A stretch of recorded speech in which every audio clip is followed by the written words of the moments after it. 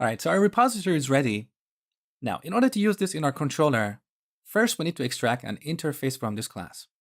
Because we don't want our controller to be tightly coupled to this implementation, we want our controller to be coupled to an interface, not an implementation.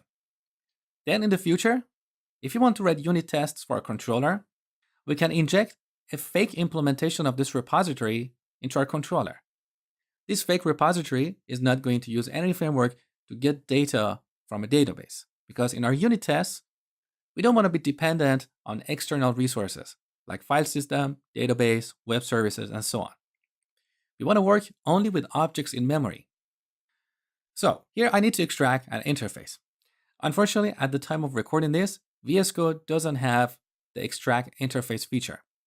If you're using Visual Studio, that's really easy. Right-click the class name and extract an interface. So here I need to do it manually. Back in the persistence folder, I'm going to add a new C# interface and call it iVehicle repository. Now I'm going to go in our repository implementation and copy the signature of this method into our interface. Now back in the repository, on the top, I'm going to say this class implements iVehicle repository. If you're not comfortable with the concept of interfaces, I highly recommend you to watch my C# intermediate course. There I have a section entirely on interfaces. Our interface is ready. Now we need to configure dependency injection. So we go to the startup class. You have seen this method before, configure services. Here we need to register our interfaces and their implementation with ASP.NET. So at runtime, when ASP.NET wants to create an instance of our controller, it knows what class it needs to instantiate.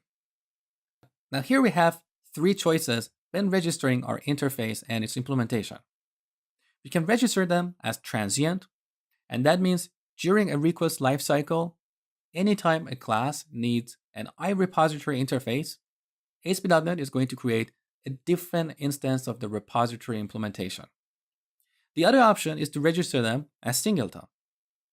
And that means we'll have only a single instance of the repository implementation in the memory. And this is going to stay there for the lifetime of the application. And the third option is to register them as scoped. And that means only a single instance of the repository implementation will be created for the current scope, which means the lifetime of a request. So the next request that comes in, ASP.NET is going to create another instance of this repository implementation. Now, our repository is dependent upon our DB context.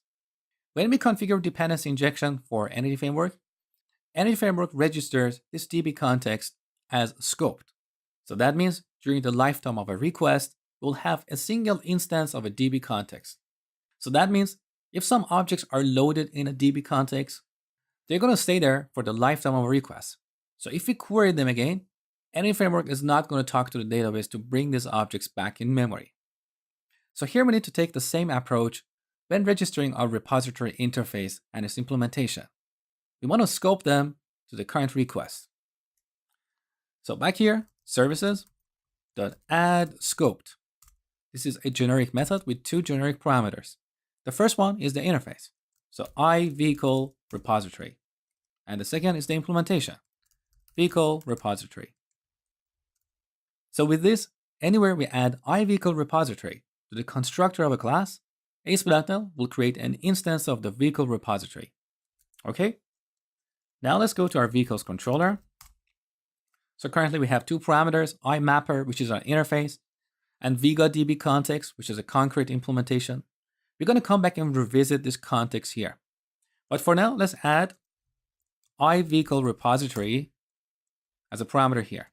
Call it repository. Let's initialize field from parameter. Beautiful. Now we go to our create action. So here's our fat query. I'm going to replace this with a call to our repository. Repository.getVehicle. And the ID is vehicle.id. Much cleaner, right? We need to apply the same change in the other two actions.